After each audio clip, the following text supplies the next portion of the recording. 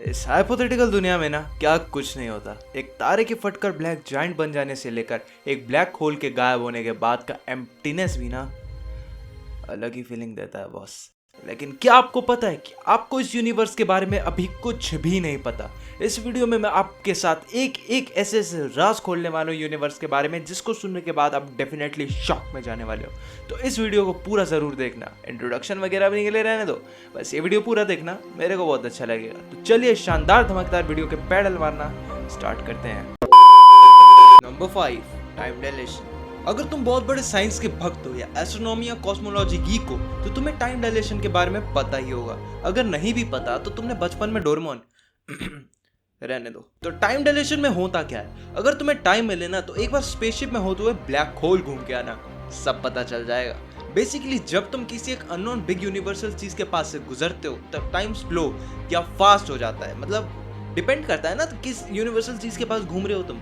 उस particular time पे तुम तो जैसे हो वैसे ही रहोगे, लेकिन जब तुम रियल टाइम में आते हो उस यूनिवर्सल चीज को ट्रैवल करने के बाद, तब उसका साइड इफेक्ट रियल वर्ल्ड में पड़ता है। एक एग्जांपल लो, जैसे अगर तुम रियल वर्ल्ड में 20 साल के हो और तुमसे कोई 5 साल छोटा है, तो जब तुम उस यूनिवर्सल चीज के पास से घूम कर आओगे तब उसका इफेक्ट रियल वर्ल्ड में पड़ेगा। यानी कि या तो टाइम वहाँ पे अगर स्लो होगा तो जो तुमसे छोटा था एज में वो तुमसे ऑलमोस्ट 50 to 60 ईयर्स बड़ा हो जाएगा।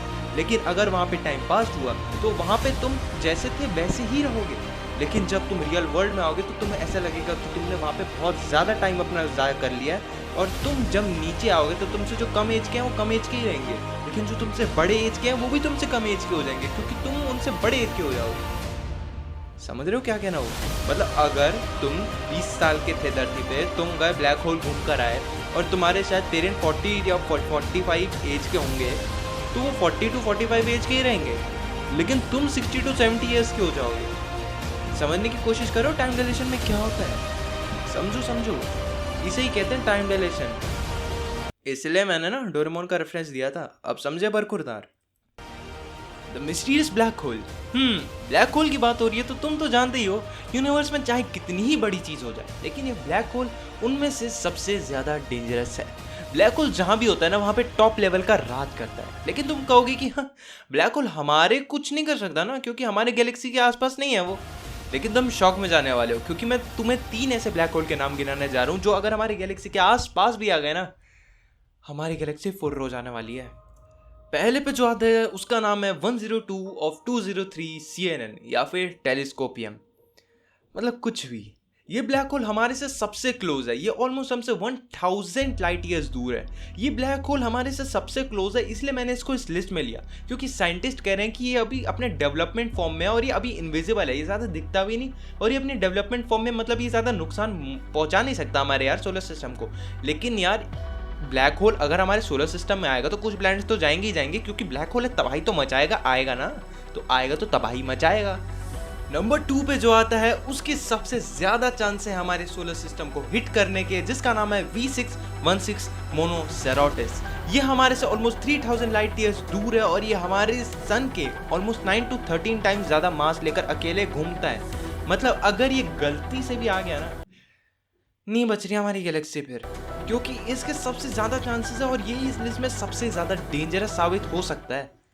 और जो नंबर 3 पे आता है the most dangerous black hole known to this universe, नाम लेने जा रहा हूं, ध्यान से सुनना। B31715 + 425। ये नाम है ब्लैक होल्स के। ऐसा लग रहा है सब कॉन्स्टेंट्स है और बी की वैल्यू निकालनी है मेरे को, एक्स और वाई वाली। बेसिकली ये ब्लैक होल हमारे सोलर सिस्टम से बहुत दूर है, मतलब 2 बिलियन लाइट ईयर्स दूर है, लेकिन ये प्रेजेंट पे अभी यूनिवर्स में 3 मिलियन माइल्स पर आवर की स्पीड से भाग रहा है। तो 2 बिलियन लाइट ईयर्स दूर होने का कुछ फायदा तो है नहीं, क्योंकि अगर ही इसको हमारे सोलर सिस्टम पे अटैक करना हुआ तो ये कुछ हफ्ते या महीने में पहुंच जाएगा। B31715 + 425। मैं नाम नहीं लूंगा इसका। ये ब्लैक होल हमारे सन से ऑलमोस्ट 1 मिलियन टाइम्स बड़ा है। मतलब उसको हमारे गैलेक्सी में आने की भी जरूरत नहीं है, वो बाहर से चाय नाश्ता करके चला जाएगा। लोग कहते हैं ना, मेहमान आए तो उनको घर पे बिठाओ, मतलब खातिरदारी करो, लेकिन ऐसा मेहमान क्यों आए जो मतलब बाहर से चाय नाश्ता करके चला जाएगा और 1 से 2 सेकंड का काम होगा, उसके बाद इंस्टेंट डेथ। तो बस प्रे करो कि इनमें से कोई भी ना ब्लैक होल हमारे सोलर सिस्टम के आसपास ना दिख जाए, वरना हम ना दिखेंगे। Number 3, solar flare winds. क्या हो अगर मैं आपको बोलूं कि हम जो अभी इतनी टेक्नोलॉजिकल लाइफ जी रहे हैं वो हम कभी जी ही ना पाते। मगर ऐसा क्यों? Because of solar flare winds. ये बात तो आपने सुनी ही होगी कि जो जीवन देता है वो जान ले भी सकता है। हम यहाँ बात कर रहे हैं सन की। ये जो हमारा सन है ना, वो टाइम टाइम पे सोलर रेडिएशन इमिट करता है, जिसकी रेडिएशन स्पीड और पावर दोनों कम होती है। लेकिन रेडिएशन कितनी बुरी चीज है आपको पता ही होगा। सेम इन 2012, आज से करीबन 9 साल पहले, सन ने आज तक की 150 ईयर्स की हिस्ट्री में आज तक की सबसे ज्यादा रेडिएशन इमिट की थी, जिससे पूरा सोलर सिस्टम हिल गया था। ये इतनी तेज रेडिएशन इसने इमिट की थी कि इससे सोलर फ्लेयर विंड्स की स्पीड बहुत तेज थी। वो तो अच्छा हुआ हमारा अर्थ इसकी चपेट में नहीं आया। अगर वो सन उस टाइम 7 दिन पहले ये रेडिएशन इमिट करता तो वो रेडिएशन हमारी अर्थ से टकरा जाती, और अगर वो रेडिएशन हमारे अर्थ से टकरा जाती तो सारी टेक्नोलॉजी, सारा चीज, सारी जो रिसोर्सेज है 1 सेकंड में खत्म हो जाता। 1 सेकंड तो नहीं, हाँ 5 से 10 सेकंड के अंदर सब खत्म हो जाता। मतलब हम जो अभी इतनी टेक्नोलॉजिकल लाइफ जी रहे हैं वो कभी एग्जिस्ट ही ना करती। फिर हम जैसे हमने सुना है ना एंशिएंट ह्यूमंस के बारे में, हम उसी लाइफ को अभी जी रहे होते। तो शुक्र मनाओ कि उस टाइम ये टच नहीं की रेडिएशन अर्थ से। लेकिन ये नहीं है कि अगर उस टाइम इसने टच नहीं की, रेडिएशन उस टाइम पास बाय हो गई, तो ये वापस रेडिएशन कभी इमिट ना हो और इतनी तेज इमिट ना हो कि वो अर्थ से टकराए ना। Maybe in the future earth से टकरा जाए और सब खत्म हो जाए, लेकिन मैं तो नहीं चाहूंगा क्योंकि मेरे को जीना है यार। Number 2, the night sky will disappear soon. अब इसका क्या मतलब है कि night light will disappear soon? ध्यान से सुना मेरी बात को। मान लो कि आज सुबह हुई, फिर शाम, फिर रात को तुम घर से निकले, ऊपर देखा और तुम्हें बहुत सारे चमकते धमकते काफी सारे तारे दिखे, और बहुत सारे टाइम तो तुम इन पे ध्यान भी नहीं देते, इग्नोर मार देते हो। लेकिन क्या हो कि तुम रात को निकले और तुमने आसमान में देखा और वहां पे कोई तारा ही ना हो। मतलब समझ रहे हो क्या कहने की कोशिश कर रहा हूं मैं? ऐसा क्यों होगा? क्योंकि सुनो, ये यूनिवर्स है हर सेकंड में एक्सपैंड कर रहा है, और हर सेकंड में एक्सपैंड करने की वजह से जो डस्ट क्लाउड होती हैं, जिनकी वजह से स्टार्स बनते हैं, बेसिक फॉर्म होती है डस्ट क्लाउड से ही स्टार बनते हैं ना, उनसे उसकी अवेलेबिलिटी यूनिवर्स में कम होती जा रही है, जिसकी वजह से शायद स्टार बनने बंद हो जाए। और जो स्टार्स पुराने हैं उन्हें कभी ना कभी तो एक्सप्लोड होना ही है, तो शायद सारे फट जाएं और जो डस्ट है वो एकदम खत्म हो जाए यूनिवर्स में, जिससे स्टार ना बने। और अगर ये ना भी हुआ, डस्ट क्लाउड मतलब बहुत सारे मिले यूनिवर्स में और कभी खत्म ना हो, तो ऐसा कभी ना कभी तो होगा कि हमारा जो मिल्की वे गैलेक्सी है वो किसी दूसरे यूनिवर्स या दूसरे गैलेक्सी से मर्ज करे बेसिकली, या तो वो एंड्रोमेडा जो हमसे सबसे क्लोज गैलेक्सी है उसी से वो मर्ज कर सकती है ना। समझने की कोशिश कर रहे हो क्या कह रहा हूँ? मतलब मिल्की वे और एंड्रोमेडा जिस दिन कोलैप्स कर गए और जिस दिन दोनों एक बन गए ना, उस दिन से शायद हमें ऊपर तारे ना दिखे। क्योंकि ये जरूरी नहीं कि अगर हमारे गैलेक्सी से आसमान में रात को तारे दिखते हैं तो दूसरे गैलेक्सी से दिखें। शायद हमारे गैलेक्सी से रात को तारे दिखते हैं ऊपर, दूसरी गैलेक्सी से शायद रात को सिर्फ काला दिखता हो या ब्लू दिखता हो, कोई नहीं जानता ना। तो जब ये दोनों कोलैप्स करेंगे तो एंड्रोमेडा का जो स्काई है वो हमें दिखेगा, और शायद the night sky will disappear soon, ये पूरा लाइन वहाँ पे डिफाइन हो जाएगा, क्योंकि हमें कभी भी नहीं देखने वाला वो तारा वापस जो हमने खो दिया उस मर्ज में। नंबर 1, ये नंबर 1 इन 5 में से सबसे ज्यादा डेंजरस है, floating bodies of living beings.